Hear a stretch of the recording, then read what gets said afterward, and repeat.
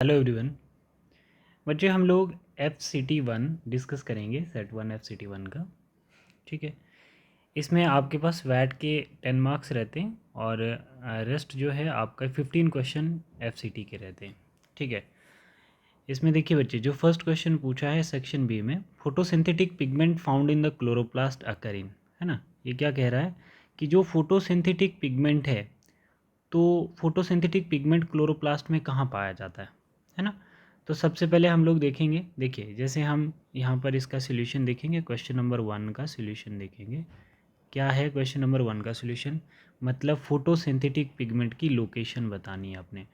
ये फोटोसिंथेटिक जो पिगमेंट है, फोटोसिंथेटिक पिगमेंट जो है, ठीक है बच्चे, हम बताएंगे कि फोटोसिंथेटिक पिगमेंट का काम क्या होता है। लाइट एनर्जी को कन्वर्ट करता है। क्या करता है? लाइट एनर्जी को कन्वर्ट करेगा। लाइट एनर्जी को कन्वर्ट करेगा किस में बच्चे? लाइट एनर्जी को कन्वर्ट करेगा केमिकल एनर्जी में। ठीक है बेटा, लाइट एनर्जी को केमिकल एनर्जी में कन्वर्ट करेगा। किसकी बात कर रहे हैं हम लोग? फोटोसिंथेटिक पिगमेंट की। होता कब है ये सब? During photosynthesis. ड्यूरिंग फोटोसिंथेसिस, ठीक है बच्चे, ड्यूरिंग फोटोसिंथेसिस लाइट रिएक्शन जो है वो केमिकल एनर्जी में कन्वर्ट होती है, लाइट एनर्जी। अब देखो ये सब होता कहाँ है? Occur in chloroplast. Occur in chloroplast. ये सब जो इवेंट है फोटोसिंथेसिस का, ये कहाँ होता है? क्लोरोप्लास्ट में। मगर इन्होंने पूछा कि फोटोसिंथेटिक पिगमेंट कहाँ होते हैं। ये जैसे हमारे पास आ जाता है क्लोरोप्लास्ट। ये क्या बच्चे? ये क्लोरोप्लास्ट है। ठीक है, तो इस क्लोरोप्लास्ट के अंदर आपको पता होना चाहिए बच्चे क्या होते हैं। इस क्लोरोप्लास्ट के अंदर ग्रेनम होते हैं। ठीक है, इसको हम लोग क्या बोलते हैं? Which is granum. ये वाला जो पार्ट है दैट इज़ ग्रेना। ठीक है, दैट इज़ ग्रेना। और ग्रेना का एक जो इंडिविजुअल कॉइन होता है, इसको इसको हम लोग क्या बोलते हैं? Which is thylakoid membrane. ये क्या है? Thylakoid membrane. ये थाइलाकाइड मेम्ब्रेन है एक्चुअल में, जहाँ पर लाइट रिएक्शन होती है। ठीक है, तो जैसे इस थाइलाकाइड मेम्ब्रेन के अंदर, ये जो थाइलाकाइड मेम्ब्रेन है, इस थाइलाकाइड मेम्ब्रेन के अंदर फोटोसिंथेटिक पिगमेंट प्रेजेंट होते हैं। यहाँ पर क्या होता है? थाइलाकाइड मेम्ब्रेन में फोटोसिंथेटिक पिगमेंट प्रेजेंट होंगे बच्चे, है ना। ये क्या है? हमारी थाइलाकाइड मेम्ब्रेन है, इसके अंदर फोटोसिंथेटिक पिगमेंट कौन कौन से हो सकते हैं? क्लोरोफिल ए हो सकता है, क्लोरोफिल बी हो सकता है, क्लोरोफिल सी हो सकता है, और क्या हो सकता है बच्चे? Xanthophyll accessory pigment. जेंथोफिल हो सकते हैं बच्चे, जेंथोफिल हो सकते हैं, कैरेटिनाइड हो सकता है, कैरोटिनाइड हो सकता है ना। 1 2 3, ये जो पिगमेंट है बेटा, ये फोटोसिंथेटिक पिगमेंट कहाँ प्रेजेंट है? थाइलाकाइड मेम्ब्रेन्स के अंदर प्रेजेंट होते हैं। ठीक है, all these pigment help to convert light energy into chemical energy. तो क्वेश्चन क्या पूछा था हमारा? क्वेश्चन पूछा था बेटा, क्वेश्चन पूछा था कि ये जो हमारे पास फोटोसिंथेटिक पिगमेंट है, ये कहाँ प्रेजेंट होते हैं। तो ऑप्शन क्या किया आपके पास? क्लोरोप्लास्ट इन्वेल्व तो नहीं है, मैट्रिक्स में नहीं, प्लास्टोग्लोब्यूल्स नहीं, थाइलाकाइड मेम्ब्रेन, है ना। ये चीज़ आप लोगों को समझ में आ गई होगी। यहाँ पर देख सकते हैं आप लोग, क्लोरोप्लास्ट के अंदर ग्रेनम स्ट्रक्चर होता है, उसकी इंडिविजुअल कॉइन को हम थाइलाकाइड मेम्ब्रेन कहते हैं, और उसके अंदर कौन से पिगमेंट प्रेजेंट होते हैं? Chlorophyll A, xanthophyll, कैरोटिनाइड। ये पिगमेंट जो हैं, ये सब मिलके क्या करते हैं? लाइट एनर्जी को कन्वर्ट करते हैं केमिकल एनर्जी में। क्लियर हो गया बच्चे ये क्वेश्चन, है ना। अब सेकंड क्वेश्चन पे हम लोग चलते हैं। ये फर्स्ट क्वेश्चन का सोल्यूशन था हमारे, क्वेश्चन नंबर 1 हो गया हमारा, 1 क्वेश्चन हो गया। अब सेकंड क्वेश्चन का सोल्यूशन हम लोग देखेंगे। सेकंड क्वेश्चन क्या कहता है? सेकंड क्वेश्चन कहता है which of the following pigment act as a reaction centre during photosynthesis. देखो बेटा, ये क्या बोल रहा है? विच ऑफ द फॉलोइंग, जैसे हम लोग यहाँ पे देखेंगे क्वेश्चन नंबर 2, क्वेश्चन नंबर 2 है हमारे पास। सेकंड क्वेश्चन बोल रहा है, क्वेश्चन बोल रहा है कि which of the following, which of the following, which of the following pigment act as a reaction centre during photosynthesis, इसकी बात कर रहे हैं। देखो, अब यहाँ पर हमारे पास जो रिएक्शन सेंटर होता है बच्चे, वो क्लोरोफिल ए मॉलिक्यूल कहलाता है। ठीक है, रिएक्शन सेंटर जो है वो क्या कहलाता है? Chlorophyll A molecule. यहाँ पे देख लीजिए क्वेश्चन नंबर 2 का, जो रिएक्शन सेंटर है, जो रिएक्शन सेंटर है वो क्या कहलाता है? Chlorophyll A molecule. Reaction centre जो है वो क्या कहलाता है? क्लोरोफिल ए मॉलिक्यूल कहलाता है। ठीक है, हाँ। तो ये जो क्लोरोफिल ए मॉलिक्यूल होते हैं, इसके पास 2 पिगमेंट सिस्टम होते हैं। इसके पास क्या होते हैं? 2 पिगमेंट सिस्टम होते हैं। ये जो reaction centre chlorophyll A molecule है ना, एंड एब्जॉर्ब लाइट एनर्जी। ये क्या करेगा? Absorb the light energy. अब इस रिएक्शन सेंटर के पास दो पिगमेंट होते हैं जिसको हम PS1 और PS2 बोलते हैं, ठीक है, PS1 एंड PS2। इनका काम क्या होता है, absorb the different wavelength of light. ये क्या करते हैं, एब्जॉर्ब करते हैं डिफरेंट वेवलेंथ ऑफ लाइट, जो ये रिएक्शन सेंटर के दो पिगमेंट सिस्टम है, ठीक है। ठीक है बच्चे, देखो एक PS1 जो होता है उसके पास कितने नैनोमीटर की वेवलेंथ होती है, देखो वेवलेंथ कितनी होती है, 700 नैनोमीटर की वेवलेंथ होती है। तो मतलब इसको हम लोग P700 बोलते हैं, क्या बोलते हैं, P700। और PS2 के पास 680 नैनोमीटर, 680 नैनोमीटर, ठीक है। तो उसके पास कितनी होती है, P680, ठीक है बच्चे। तो मतलब PS1 जो होता है एब्जॉर्ब करता है 700 नैनोमीटर की लाइट, और PS2 जो होता है वो एब्जॉर्ब करता है 680 नैनोमीटर की लाइट। तो इसमें क्वेश्चन में हमें पूछा था, क्वेश्चन में पूछा था कि जो reaction centre chlorophyll A molecule है ना, ये है, ये ध्यान देना आपने, इसमें आपने ध्यान देना है। ये वाला जो है हमारा क्वेश्चन बोल रहा है कि which are the following pigment act as reaction centre. तो हमने बोला क्लोरोफिल ए, क्या है, क्लोरोफिल ए। उसके दो इंपॉर्टेंट पिगमेंट है PS1 और PS2, ठीक है। तो जो हमारे पास PS1 है तो उसके पास कितना होता है, 700 नैनोमीटर की वेवलेंथ, और उसके पास रिएक्शन P700, ठीक है। तो इसका राइट आंसर कौन सा आ गया, ये आ गया, ठीक है बच्चे। ठीक है, तो इसके पास कितनी थी, 680, है ना, P680 आ जाती थी नैनोमीटर। क्लियर है बेटा, ठीक है। सेकंड क्वेश्चन देखो, सेकंड क्वेश्चन हमारे, थर्ड क्वेश्चन हमारे पास क्या आता है, in photosynthesis energy from light reaction to dark reaction is transformed in the form of, देखो ये क्वेश्चन आपका बहुत अच्छा क्वेश्चन है। क्वेश्चन है आपका, in photosynthesis energy from light reaction, in photosynthesis energy from light reaction, है ना, to dark reaction is transform in the form of, transfer in the form of, तो कैसे आएगा, देखो light reaction transfer energy to dark reaction. Light reaction जो होती है वो क्या करती है, light reaction transfer energy, transfer energy करेगी, light reaction transfer energy to dark reaction, to dark reaction, ठीक है बेटा। इन which form, in which form, ये है ना बच्चे क्वेश्चन। तो प्रोसेस क्या रहता है, इसका प्रोसेस जो रहता है वो रहता है फोटो रिस्पिरेशन, सॉरी फोटोफॉस्फोरिलेशन, एक प्रोसेस है जिसमें ये कंप्लीट होता है मैकेनिज्म। प्रोसेस क्या है, फोटो फोटोफॉस्फोरिलेशन, फोटोफॉस्फोरिलेशन, फोटोफॉस्फोरिलेशन, ठीक है। फोटोफॉस्फोरिलेशन वाले प्रोसेस में क्या होती है, लाइट रिएक्शन, है ना, लाइट रिएक्शन ट्रांसफर करती है एनर्जी टू डार्क रिएक्शन, ठीक है। एक ये आ जाता है हमारा, ठीक है। फोटो रिस्पिरेशन में क्या होती है बच्चे, ATP फॉर्म होती है, इसमें क्या होगा, ATP फॉर्म होगी, ठीक है। दूसरा क्या होगा, NADPH2 बनेगा, NADPH2 भी बनेगा, right, and ATP, NADPH2 and ATP की फॉर्मेशन होती है फोटो फॉस्फोरिलेशन में। ATP in the form of energy form है ये, ठीक है।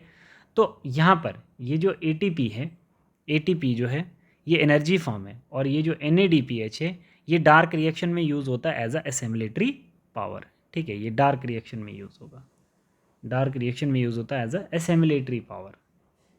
एसेम्बलेटरी पावर क्या होता है, एसेम्बलेटरी पावर आप लोगों को पता होगा बच्चे, है ना, समझ में आ रहे हो, क्योंकि उसमें क्या होता है कि डार्क रिएक्शन में लाइट रिएक्शंस के प्रोडक्ट को यूज़ किया जाता है, ठीक।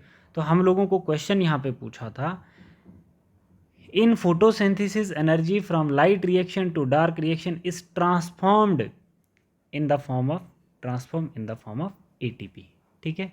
ATP एक ही आया ना हमारे पास, ये वाला ATP, ठीक है, ATP, बाकी कोई प्रोडक्ट नहीं है यहाँ पे, है ना, क्लोरोफिल भी नहीं है, ADP भी नहीं है, और RUDP भी नहीं है। जो ATP है उसकी फॉर्म में हम फोटोफॉस्फोरिलेशन करवाते हैं लाइट रिएक्शन से डार्क रिएक्शन में, ठीक। नेक्स्ट हमारे पास क्वेश्चन आता है, नेक्स्ट क्वेश्चन आता है इन फोटो सिस्टम, है ना। नेक्स्ट क्वेश्चन देख बच्चे, ये क्वेश्चन है आपका फोर्थ क्वेश्चन है। ये फोर्थ क्वेश्चन क्या कहता है, in photosystem 1 the first electron acceptor is, ये बोल रहा है plastocyanin, cytochromes, ferredoxin and iron sulphur proteins. देखो ये क्वेश्चन ना मुझे थोड़ा सा इसके दो आंसर सही लग रहे हैं, बट फिर भी हम लोग देख लेते हैं। आपकी जो जेड स्कीम है इलेक्ट्रॉन ट्रांसपोर्ट सिस्टम है उसकी बेस पे ये क्वेश्चन है। तो PS1 आपने देखना सबसे पहले। जैसे हमारे पास क्या होता है बच्चे, एक जेड स्कीम बनती है। जैसे हमारे पास PS2 जो रहता है, PS2 जो है फोटो सिस्टम 2 है ना, उसके पास 680 नैनोमीटर की वेवलेंथ होती है ना। वो सबसे पहले इलेक्ट्रॉन किसको दे देगा, PS2 जो है, वो जो इलेक्ट्रॉन है उसका जो प्राइमरी एक्सेप्टर होगा, है ना, इलेक्ट्रॉन एक्सेप्टर जो होगा उसका प्राइमरी, ठीक है, तो वो इलेक्ट्रॉन दे देता बच्चे किसको, प्लास्टोक्यूनिन को। किसको देगा, प्लास्टोक्यूनिन को। और प्लास्टोक्यूनिन किसको इलेक्ट्रॉन दे देगा बच्चे, साइटोक्रोम B6 को। साइटोक्रोम B6 को, है ना, आपने साइकिल देखा होगा। साइटोक्रोम B6 जो है वो इलेक्ट्रॉन दे देगा प्लास्टोसाइनिन को। और प्लास्टोसाइनिन इलेक्ट्रॉन किसको देगा, प्लास्टोसाइनिन इलेक्ट्रॉन देगा PS1 को, जिसके पास क्या रहेगा 700 नैनोमीटर। मतलब PS1 के पास 700 नैनोमीटर की वेवलेंथ होती है, ठीक है ना। अब देखो ये जो PS1 होता है बच्चे, ये PS1 का जो इलेक्ट्रॉन है इसका जो प्राइमरी एक्सेप्टर होगा, है ना, ये इलेक्ट्रॉन किसको देगा, मतलब इसका जो प्राइमरी एक्सेप्टर होगा वो कौन सा होगा, फेरिडॉक्सिन। क्या होगा बच्चे इसका प्राइमरी एक्सेप्टर, फेरिडॉक्सिन, FD जिसको हम लोग बोलते हैं। ये चीज़ याद रखना, फेरिडॉक्सिन जो होता है ना बेटा, वो आयरन कंटेनिंग सल्फर प्रोटीन है। अब देखो यहाँ पर फेरिडॉक्सिन भी है और एन आयरन सल्फर प्रोटीन्स भी है। बेसिकली जो फेरिडॉक्सिन है ना वो खुद में ही आयरन कंटेनिंग सल्फर प्रोटीन्स है, ठीक है। वो इलेक्ट्रॉन देता है NADP पॉजिटिव को, और फिर NADP पॉजिटिव जो होता है ना वो FNR एंजाइम की वजह से NADPH plus H positive ion बनाता है। समझ में आ रही है बात, ठीक है। तो बेसिकली यहाँ पे ना दो ऑप्शन मुझे करेक्ट लग रहे हैं, ये दोनों ऑप्शन करेक्ट हैं इसमें, है ना। डायरेक्ट हम लोग बोलते हैं कि फेरिडॉक्सिन, हाँ प्राइमरी एक्सेप्टर अगर फेरिडॉक्सिन बोलता तो ठीक था, फेरिडॉक्सिन तक सही था। PS1 का इलेक्ट्रॉन एक्सेप्ट जो फर्स्ट करता है ना, PS1, ये हमारा PS1 है, तो इसका फर्स्ट इलेक्ट्रॉन एक्सेप्टर जो है तो वो फेरिडॉक्सिन है, सही है, फेरिडॉक्सिन तक सही है। बट जब ये एन आयरन सल्फर प्रोटीन कह रहा है तो जो फेरिडॉक्सिन है वो आयरन कंटेनिंग सल्फर प्रोटीन खुद ही है, वो इलेक्ट्रॉन आगे देता है NADP पॉजिटिव को, ठीक है। समझ में आ रही है बात। तो इसमें इसी को हम लोग क्या बोलते हैं, iron containing sulphur protein, iron containing sulphur protein ही इसको बोलते हैं हम लोग। तो मतलब हमारे ये दो ऑप्शन आते हैं, ये थोड़ा कंट्राडिक्टरी क्वेश्चन है, इसके दो ऑप्शन सही है, ठीक है। तो इसको हम लोग इसके ऑप्शन में लिख सकते हैं बोथ C एंड D, दोनों सही लग रहे हैं, ठीक है बेटा। ये हमारा फोर्थ क्वेश्चन है। अब हम लोग देखेंगे, अब हम लोग नेक्स्ट देखते हैं क्वेश्चन। बच्चे ये क्वेश्चन नंबर 5 है आपका FCT का, क्वेश्चन नंबर 5 है सेट 1 में। क्या बोल रहा है question, in the leaves of C4 plant malic acid formation during carbon dioxide fixation occurs in the cell of mesophyll cell, epidermis cells, phloem, none of these, ठीक है। देखो अब इसमें हम लोग इस क्वेश्चन के अकॉर्डिंगली जैसे हम लोग बोल रहे हैं कि C4 प्लांट जो है फॉर्मेशन ड्यूरिंग CO2 फिक्सेशन, है ना। तो CO2 फिक्सेशन के लिए C4 प्लांट के पास मेसोफिल सेल होता है। जैसे ये हम लोग देख लेते हैं यहाँ पर, ये एक हमारे पास क्या आ जाता है, मेसोफिल सेल, ठीक है। और साथ में दूसरा सेल आ जाता है जिसको हम लोग क्या बोलते हैं, बंडल शीथ सेल बोलते हैं, ठीक है बच्चे। दो सेल बराबर ही होते हैं। तो अब इसमें क्या होता है, एटमॉस्फेरिक CO2 को फिक्स किया जाता है। एटमॉस्फेरिक CO2 को हम लोग फिक्स करते हैं, है ना, फिक्स करते हैं with the help of PEPcase enzyme. PEPcase enzyme होता है जो एटमॉस्फेरिक CO2 को फिक्स करता है। हाँ, उसको कैप्चर करने के लिए पहला जो कंपाउंड होगा वो क्या होगा, फास्फेनोल पाइरुवेट, है ना। तो उसके साथ एटमॉस्फेरिक CO2 जब कंबाइन होगा तो हमारे पास क्या बनेगा, फर्स्ट स्टेबल प्रोडक्ट इसका ऑक्जेलो एसिटिक एसिड बनेगा। इसको आप लोग C4 एसिड भी बोल सकते हो। क्या बोल सकते हो, C4 एसिड भी बोल सकते हो, ठीक है। C4 एसिड या ऑक्जेलो एसिटिक एसिड। यहीं पे आपका जो ऑक्जेलो एसिटिक एसिड कन्वर्ट हो जाएगा किसमें, मैलिक एसिड में कन्वर्ट हो जाएगा। किस में कन्वर्ट हो जाएगा, मैलिक एसिड में कन्वर्ट हो जाएगा। इसी को हम लोग क्या बोलते हैं, एस्पार्टिक एसिड भी बोलते हैं, एस्पार्टिक एसिड, ठीक है बच्चे। अब ये एस्पार्टिक एसिड या मैलिक एसिड आगे प्लाज्मोडेस्माटा के चलते हुए वो किस में सेंड हो जाएगा, ये किस में चले जाएगा, आपके बंडल शीथ सेल में चले जाएगा। बंडल शीथ सेल में ट्रांसफ़र होगा जहाँ पर एक्चुअल में क्या चलेगा, केल्विन साइकिल, मतलब क्रैब साइकिल चलेगा, ठीक है बेटा। तो अब क्वेश्चन आपको क्या पूछा था, क्वेश्चन पूछा था in the leaf of C4 plant malic acid formation during CO2 fixation occurs in the cell of mesophyll cell. ठीक है, तो मैलिक एसिड कहाँ बन गया बेटा? मैलिक एसिड आपका यहाँ पे बन गया। मैलिक एसिड कौन से वाले सेल में बन गया? मेसोफिल सेल में बन गया। ये मेसोफिल सेल है, मेसोफिल सेल में मैलिक एसिड बन गया। तो बंडल शीट में हम लोग क्या कर रहे हैं? कार्बन CO2 का डिकार्बोक्सिलेशन करवा रहे हैं, CO2 रिलीज करवा रहे हैं यहाँ पे। डन, ये क्लियर हो गया बच्चे? ठीक है, नेक्स्ट क्वेश्चन हमारे पास आता है। जैसे नेक्स्ट क्वेश्चन बच्चे, क्वेश्चन नंबर 6 आपका कहता है, ये देखो क्वेश्चन नंबर 6 जो है वो कह रहा है glycolysis is also known as, तो EMP पाथवे बोलते हैं इसको। इसमें तो कुछ भी याद करने वाली बात नहीं है, बट ग्लाइकोलिसिस को हम लोग EMP पाथवे कहते हैं, एक साइंटिस्ट के नाम पे है ये। तो E स्टैंड्स फॉर गस्टव एम्बेडन, मतलब EMP पाथवे बोलते हैं इसको। तो E स्टैंड्स फॉर एम्बेडन, EMBDEN, एम्बेडन। ठीक है, और ऑटो माइरोफ, ठीक है, मतलब ऑटो माइरोफ, MEYERHOF, ऑटो माइरोफ है ना। P स्टैंड्स फॉर जे परनास, परनास, जे परनास। ठीक है बच्चे, ये साइंटिस्ट का नाम था, तो इसीलिए इसको बोला गया है glycolysis is also known as EMP pathway. First is right. Then CAM helps in the plants. देखो बच्चे, सबसे पहले तो तुम्हें कैम साइकिल की फुल फॉर्म पता होनी चाहिए। Crassulation acidic metabolism, crassulation acid metabolism, metabolism है ना। इसमें कोई इतना कॉन्सेप्ट वाली बात नहीं है, बट ये जो कैम साइकिल होता है ना, यूजुअली अकर इन डेजर्ट्स प्लांट। किस में दिखेगा ये जो कैम साइकिल चलता है? Occurs in desserts plant. ज़्यादातर किस में दिखेगा आपको? डेजर्ट्स प्लांट्स में देखने को मिलेगा। ठीक है बेटा, है ना। डे टाइम में स्टोमेटा इसका क्लोज होता है, डे टाइम में क्या होता है? स्टोमेटा क्लोज होता है, स्टोमेटा क्लोज होगा। और है ना, जब टेम्परेचर इंक्रीज होगा, जब टेम्परेचर अगर इंक्रीज होगा डे टाइम में, तो स्टोमेटा इसका क्लोज होगा। जब टेम्परेचर डिक्रीज होता है ना, तो टाइम क्या, नाइट टाइम में टेम्परेचर क्या हो जाएगा? डिक्रीज हो जाएगा। ठीक है, तो तब क्या होगा? स्टोमेटा जो होगा इसका ओपन हो जाएगा। ठीक है बच्चे, है ना। तो स्टोमेटा ओपन हो जाएगा, तो CO2 रिलीज़ करना, है ना, क्या करेगा? CO2 रिलीज़ डिक्रीज़ होगी, है ना। CO2 जो है वो रिलीज़ करेगा, CO2 रिलीज़ डिक्रीज़ कर देता है ना। तो इसमें मैक्सिमम वाटर कंजर्वेशन होती है। क्या होती है? मैक्सिमम वाटर कंजर्वेशन होती है।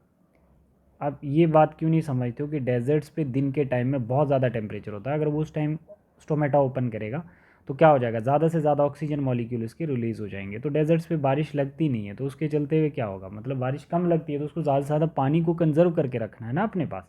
ठीक है, तो ज़्यादा से ज़्यादा वाटर कंजर्व करेगा ना, तो इसका राइट आंसर ये होगा। जो कैम प्लांट्स होते हैं वो डे टाइम में अपने स्टोमेटो को क्लोज रखते हैं, नाइट टाइम में स्टोमेटो को ओपन करते हैं। ठीक है, एटलीस्ट कि वो ज़्यादा से ज़्यादा वाटर को कंजर्व कर पाएँ और कम से कम ऑक्सीजन मॉलिक्यूल को लूज़ करें। ठीक है बेटा, तो ये क्वेश्चन आपका, इसका ये जो ऑप्शन था ये आपका D part is right. 8th question क्या कहता है आपका? देखो जो 8th क्वेश्चन है आपका, 8th क्या कह रहा है? 8th में हम लोग थोड़ा सा समझेंगे बच्चे। क्वेश्चन नंबर 8 में पूछा है a process that make an important difference between C3 and C4 plant. मतलब मेजर एक डिफरेंस बताना हमने C3 और C4 में। जनरली यहाँ पे तो ये भी बोला जाता है कि जो C3 प्लांट होते हैं वो लेस एफिशिएंट होते हैं कंपेरेटिवली C4, क्योंकि C2 साइकिल चलने नहीं देते C4 प्लांट। ठीक है, तो C2 साइकिल हम किसको बोलते हैं? फोटो रिस्पिरेशन में C2 साइकिल होता है। कहने का मतलब है कि यहाँ पर आप ये चीज़ देखिए, जैसे हमारे पास दो इंपॉर्टेंट कंपाउंड है, एक एंजाइम है, एक एंजाइम हमारे पास है जिसका नाम है रूबिस्को। एंजाइम का नाम है बेटा रूबिस्को। ठीक है, ये आता है रूबिस्को, रूबिस्को। रूबिस्को का मतलब, ओ का मतलब होता है ऑक्सीजनेशन, ऑक्सीजनेशन। ठीक है, ओ का, और सी का मतलब होता है कार्बोक्सिलेशन। ये एक एंजाइम है, इसके पास दोनों ही प्रॉपर्टीज़ हैं, या तो CO2 को ये फिक्स करेगा, है ना, या तो O2 को रिलीज़ करवाएगा। दो चीज़ें इसके पास प्रोसेस है, ऑक्सीजनेशन करवाएगा या तो कार्बोक्सिलेशन करवाएगा। अब ये एंजाइम है, ये टेम्परेचर पे डिपेंड करता है, ये टेम्परेचर पे डिपेंड करेगा। हमारे पास दो इंपॉर्टेंट कंपोनेंट हैं, दो इंपॉर्टेंट कंपोनेंट है, एक है R U B P,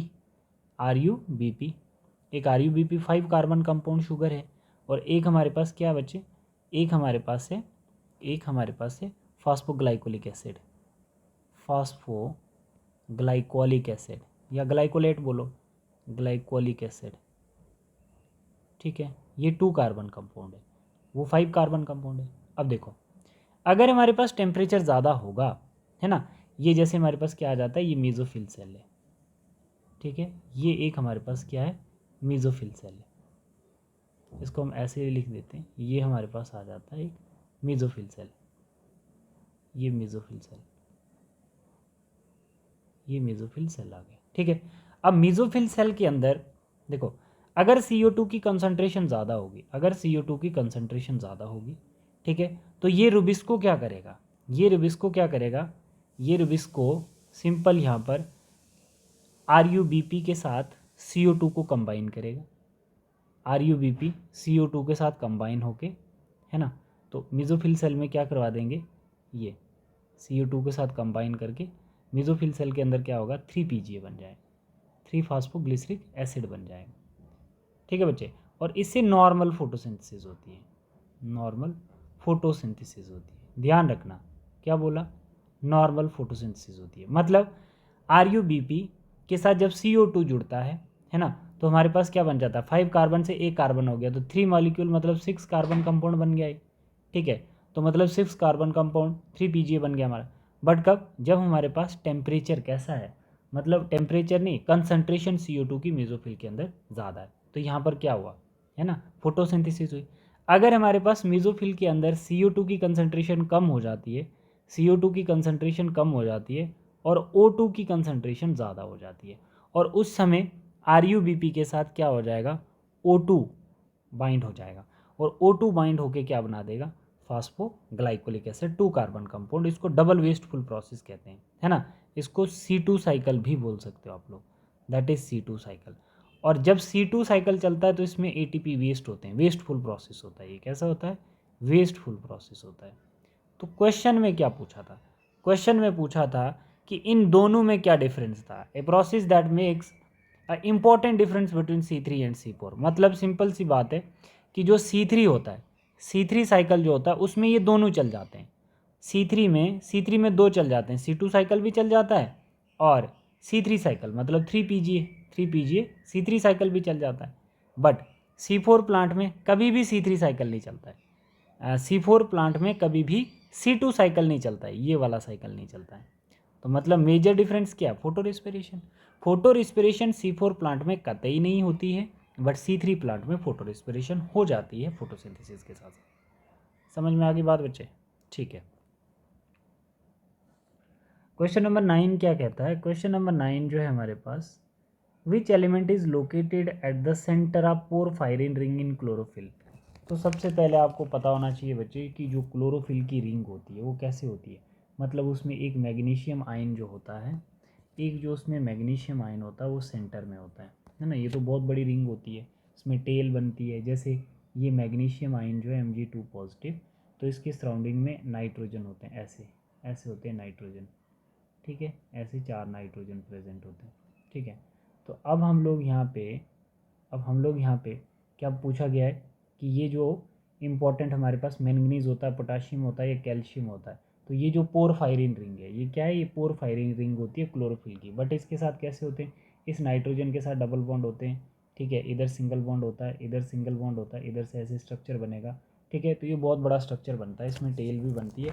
but कहने का मतलब है कि इसमें जो पूछा है आपको मैग्नीशियम ही पूछा है, मतलब पोरफायरिन रिंग जो क्लोरोफिल की होती है उसमें कौन सा आयन होता है, वो मैग्नीशियम होता है सेंटर में, उसके सराउंडिंग में 4 नाइट्रोजन होते हैं।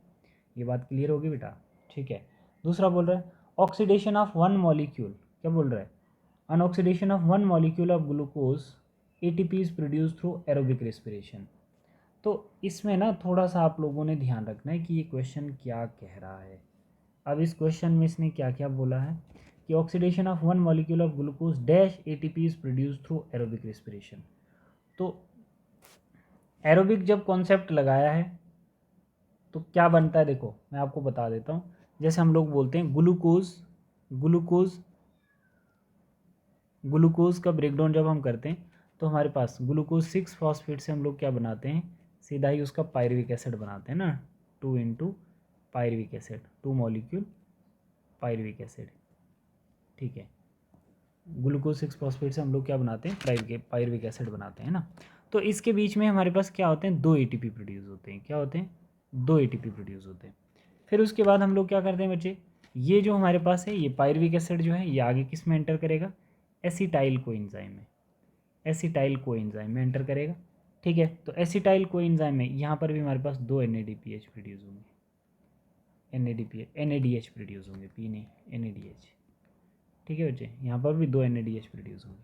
ठीक, फिर हमारे पास एसिटाइल कोएंजाइम को किस में एंटर करना है, क्रेब्स साइकिल में, क्रेब्स साइकिल में। तो क्रेब्स साइकिल में हमारे पास कितने बनेंगे, 2 FADH बनेंगे प्लस 2 ATP बनेंगे प्लस 6 NADPH। ठीक है, तो इसका मतलब हमारे पास अगर 6 NADPH बन रहे हैं तो इन सब को ऐड करेंगे हम लोग, इन सब को ऐड करेंगे तो हमारे पास क्या बनता है, एक NADPH के पास कितने ATP होते हैं, 3 ATP होते हैं। तो हम बोल सकते हैं यहाँ पे देखो, यहाँ पर सिंपल कैलकुलेशन में इसकी आपको बताता हूँ। यहाँ पर देखिए, जैसे हमारे पास ग्लाइकोलिसिस में हमारे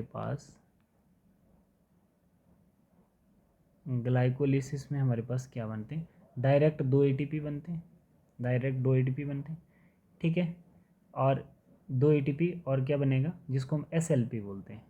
ठीक है, और क्या बनेगा, 2 NADPH बनेंगे।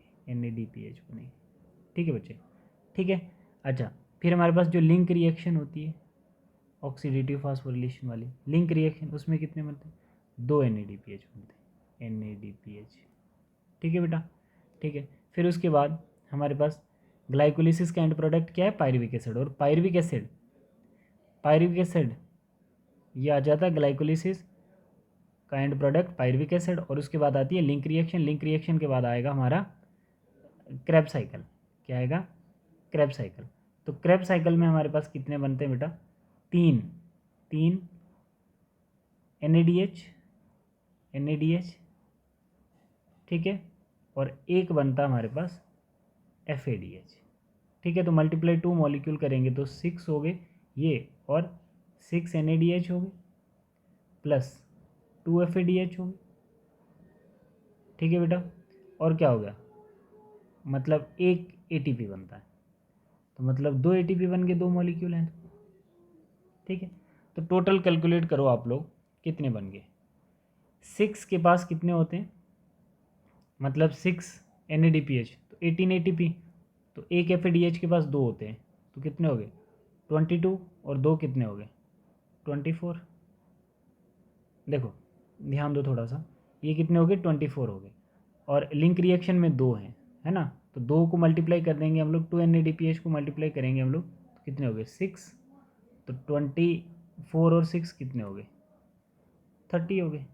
ठीक है, और ग्लाइकोलिसिस में हमारे पास कितने बने थे, ठीक है, ग्लाइकोलिसिस में 2 NADPH, और इसके पास कितने होंगे 6, और इसके पास कितने होंगे प्लस 2, मतलब ग्लाइकोलिसिस में कितना हो गया, ग्रॉस प्रोडक्शन 8 ATP का हो गया, लिंक रिएक्शन में कितने हो गए 6। ठीक है, और टोटल करके हम लोग यहाँ पे क्या कर रहे हैं, लिंक रिएक्शन के हम लोगों ने टोटल कर दिए 30, और 8 कितने हो गए 38 बन गए, 38 बन गए। ठीक है बच्चे, 38 ऑप्शन देखो, हाँ 38 आता है, सही है, समझ में आ गई बच्चे बात। ठीक है, तो क्वेश्चन क्या पूछा था, on oxidation of 1 molecule of glucose ATP is produce through aerobic respiration. जब एरोबिक रिस्पिरेशन कंसिडर किया गया है ना, तो इसमें हम लोग 30 भी ऑप्शन आ सकता था, इसमें 30 भी आ सकता था, क्योंकि जो एनारोबिक रेस्पिरेशन होती है ना वो ग्लाइकोलिसिस में होती है। तो अगर एरोबिकली हम बोलें तो वो पायरुविक एसिड से आ गई, जितने साइकिल चलते हैं तो उसमें एरोबिक आती है। तो एनी हाउ अगर 38 है तो आप लोग इसको कंप्लीट कंसीडर कर सकते हो, 38 सही है। नेक्स्ट क्वेश्चन है बच्चे, क्वेश्चन नंबर 11 है आपका। ये है क्वेश्चन आपका, क्या बोल रहा है कि chemiosmotic theory of ATP synthesis in the chloroplast and mitochondria is based on. है ना। ये तो बहुत सिंपल क्वेश्चन है, कीमोऑस्मेटिक थ्योरी आप लोग निकाल सकते हो। जैसे हमारे पास ये वाली थ्योरी होती है, ये हमारे पास जैसे कीमोऑस्मेटिक थ्योरी है, ऐसे करके ये कीमोऑस्मेटिक थ्योरी है हमारे पास, है ना।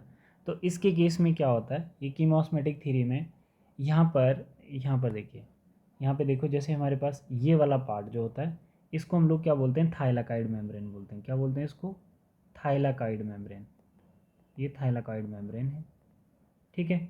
अच्छा, ये थाइलाकाइड मेम्ब्रेन है, और ये जो बाहर वाला पार्ट है इसको हम लोग क्या बोलते हैं, स्ट्रोमा बोलते हैं। क्या बोलते हैं, स्ट्रोमा, ठीक है। बेसिकली स्ट्रोमा में क्या होती है, इसमें डार्क रिएक्शन होती है, इसमें क्या होती है, डार्क रिएक्शन होती है, और इसके केस में लाइट रिएक्शन होती है, ठीक है, इसमें लाइट रिएक्शन होती है, ठीक। अच्छा, हमें पता है बच्चे कि इस थाइलाकाइड मेम्ब्रेन के ऊपर पिगमेंट सिस्टम प्रेजेंट होते हैं, PS1 और PS2। डन बेटा, है ना। तो अब यहाँ पर आपको ध्यान रखना है कि इस पे PS2 पे क्या होती है, PS2 पे वाटर की स्प्लिटिंग होती है। वाटर की स्प्लिटिंग होगी बच्चे, तो वाटर की स्प्लिटिंग होगी तो H पॉजिटिव आयन यहाँ पे रिलीज हो जाएंगे, ठीक है। एक तो यहाँ से स्ट्रोमा से भी H पॉजिटिव आयन को पकड़ के अंदर डाला जाता है, H पॉजिटिव आयन को यहाँ से भी अंदर भेजा जाता है, ठीक है। तो जैसे जैसे हमारे पास क्या होते हैं कि H पॉजिटिव आयन की कंसंट्रेशन, ये वाला क्या आ गया, ये थाइलाकाइड मेम्ब्रेन की, ये ल्यूमन कहलाता है। ये क्या है, ये ल्यूमन है, ठीक है। और ये वाला पार्ट क्या है, ये स्ट्रोमा है। तो H पॉजिटिव आयन की कंसंट्रेशन अंदर बढ़ रही है, किसमें, थाइलाकाइड मेम्ब्रेन में। H पॉजिटिव आयन की कंसंट्रेशन इंक्रीज हो रही है, ठीक है। और इसमें स्ट्रोमा में H पॉजिटिव आयन की कंसंट्रेशन जो है वो क्या हो रही है, वो डिक्रीज हो रही है, ठीक है। तो अब ये जो मेम्ब्रेन है थाइलाकाइड मेम्ब्रेन, ये क्या होती है, ये इम्परमिएबल होती है। ये क्या होती है, ये इम्परमिएबल होती है, किस चीज़ के लिए, ये इम्परमिएबल होगी इन H पॉजिटिव प्रोटॉन्स के लिए, ठीक है। तो यहाँ से हम लोग एक पंप लगाते हैं, ATP पंप, ठीक है। तो यहाँ से ये H पॉजिटिव आयन बाहर आ सकते हैं, यहाँ से ये बाहर आएंगे तो ATP प्रोड्यूस होगा, क्या होगा, ATP प्रोड्यूस होगा। बट क्वेश्चन क्या पूछा है, क्वेश्चन देखो क्या पूछा, क्वेश्चन पूछा आपको कि chemiosmotic theory ATP synthesis in the chloroplast and mitochondria is based on. तो कैसे, यहाँ पर तो सिंपल कॉन्सेप्ट आ रहा है बच्चे, यहाँ पर प्रोटॉन ग्रेडियंट, ये गलत लिखिए, प्रोटीन नहीं है बच्चे, ये प्रोटॉन ग्रेडियंट है। ये क्या है, ये proton gradient, proton gradient generate होगा, है ना। एक प्रेशर ग्रेडियंट, एक प्रोटॉन का प्रेशर एक जनरेट होगा, जिससे हाई टू लो, ज़्यादा से कम की ओर प्रोटॉन अपने आप मूव करेंगे, ठीक है। तो आपका जो सही आंसर होगा इसका ये वाला होगा। तो जैसे जैसे ल्यूमन में H पॉजिटिव आयन की कंसंट्रेशन बढ़ेगी, वो मूव करेंगे स्ट्रोमा की ओर, है ना। तो यहाँ पर ATP प्रोड्यूस होगा। तो हुआ क्या, ये प्रोटॉन ग्रेडियंट हो गया ना, proton gradient along the concentration move कर रहे हैं हाई टू लो, ठीक है। A is right. Next question आपका आता है बच्चे, क्वेश्चन नंबर 12 जो है, which are the following is not a product of the light reaction of photosynthesis. Simple सी बात है, आपको यहाँ पे क्या ध्यान रखना है, ये बोल रहा है कि इनमें से कौन सा लाइट रिएक्शन का प्रोडक्ट नहीं है। Which are the following is not the product of light reaction. तो आपको पहले पता होना चाहिए कि लाइट रिएक्शन के प्रोडक्ट कौन कौन से होते हैं, ठीक है। तो मैं आपको बता देता हूँ कि जैसे हमारे पास ऑक्सीजन है, तो वाटर की जब स्प्लिटिंग होती है ना, फोटोसिंथेसिस होती है, जब वाटर की स्प्लिटिंग होती है PS2 में, तो ये लाइट रिएक्शन का प्रोडक्ट है ऑक्सीजन। NADPH बनते हैं, ATP बनते हैं, ये लाइट रिएक्शन के प्रोडक्ट हैं। बट ये जो आप लोग देख रहे हो NADH जो है, ये क्या है, लाइट रिएक्शन का प्रोडक्ट नहीं है, ये प्रोडक्ट ऑफ रिस्पिरेशन है। ये किसका है, ये प्रोडक्ट है रिस्पिरेशन, प्रोडक्ट ऑफ रिस्पिरेशन का प्रोडक्ट है ये, ठीक है बच्चे। ये हो गया आपका सही आंसर, इसका ये है, प्रोटॉन ग्रेडियंट है ये, ठीक है। दूसरा, proton accumulate on the dash in mitochondria, है ना। Proton accumulate on the dash in mitochondria, इसमें ध्यान देना क्या ऑप्शन इसने बताएं, इसने ऑप्शन बताएं, inner membrane, inter membrane space, outer membrane space, और नन ऑफ द अबव। देखो इसमें जैसे आपके पास क्या क्वेश्चन आता है, इसका क्या होता है, ये हमारे पास क्या है, ये जैसे माइटोकॉन्ड्रिया है, ये माइटोकॉन्ड्रिया, ठीक है। तो इसके अंदर ये क्या आ जाती है, ये मेम्ब्रेन आ जाती है, ये मेम्ब्रेन आ जाती है, जिसको हम लोग क्या बोल रहे हैं, इनर माइटोकॉन्ड्रियल स्पेस, है ना। तो इसमें हमारे पास ये यहाँ पे क्रैब साइकिल चलता है, कहाँ पे, यहाँ पे क्रैब साइकिल चलता है, यहाँ पे चलेगा क्रैब साइकिल, ठीक है, इनर माइटोकॉन्ड्रियल मेम्ब्रेन, ठीक। तो इसने क्या बोला था कि ये वाली जो स्पेस है, इसको हम क्या बोलेंगे, इनर माइटोकॉन्ड्रियल स्पेस। ये अंदर क्या है, ये मैट्रिक्स है, ठीक है। और इसके बाहर पेरी माइटोकॉन्ड्रियल स्पेस होती है, ये पेरी माइटोकॉन्ड्रियल स्पेस होती है। तो क्वेश्चन क्या पूछा है हमें, क्वेश्चन हमें पूछा proton accumulate on the dash, proton कहाँ एक्यूमुलेट होंगे, प्रोटॉन कहाँ एक्यूमुलेट होंगे बच्चे, इंटर मेम्ब्रेन स्पेस। तो इंटर मेम्ब्रेन स्पेस हमारी कौन सी होती है, ये वाली स्पेस होती है इंटर मेम्ब्रेन स्पेस, यहाँ पर इसको इंटर मेम्ब्रेन स्पेस बोले, ठीक है, that is inter membrane space, ठीक है। तो इसका कौन सा आएगा, इंटर मेम्ब्रेन स्पेस, ये वाला, ठीक। दूसरा क्या बोल रहा है, oxidative phosphorylation usually refer, oxidative phosphorylation usually refers, ये यहाँ पे क्वेश्चन है आपका। इस क्वेश्चन में हम लोग क्या बोल रहे हैं, refers to anaerobic production of ATP, citric acid cycle production of ATP. तो इस क्वेश्चन में भी मैं आपको बता देता हूँ कि ऑक्सीडेटिव फास्फोरिलेशन मतलब इलेक्ट्रॉन ट्रांसपोर्ट चेन, ये किसकी बात कर रहा है, इलेक्ट्रॉन ट्रांसपोर्ट चेन की बात कर रहा है, मतलब इलेक्ट्रॉन ट्रांसपोर्ट चेन की बात कर रहा है, ठीक है। तो इलेक्ट्रॉन ट्रांसपोर्ट चेन होती है ऑक्सीडेटिव फास्फोरिलेशन। तो इसमें क्या होता है, NADPH जो होते हैं, NADH जो होते हैं वो किस में कन्वर्ट होते हैं, ATP में कन्वर्ट होते हैं, किसके केस में, ऑक्सीडेटिव फास्फोरिलेशन के केस में, ठीक है बच्चे। तो यहाँ पर क्या बोल रहा है कि oxidative phosphorylation usually refer to as, मतलब हमारे पास सिट्रिक एसिड साइकिल के अंदर जो प्रोडक्शन होती है किसकी, NADH की, वो किस में कन्वर्ट होते हैं, ATP में। तो वो क्या है हमारा ऑक्सीडेटिव फास्फोरिलेशन। हमने यहाँ पे क्या सीखा, NADPH form during Krebs cycle are use to form ATP in ETS, electron transport chain या सिस्टम बोल सकते हो। लास्ट क्वेश्चन देखो इसका, इसका ये आ गया, ये सही है।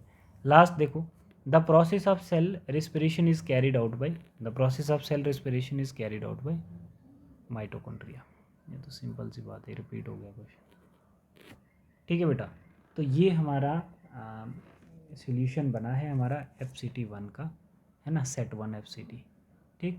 तो अभी हम लोग सेकंड का भी देखेंगे। तो जो क्वेश्चन 1 2 इसमें मुझे लगे हैं वो आप लोग एक बार देख लेना अच्छे से, ठीक है। Thank you.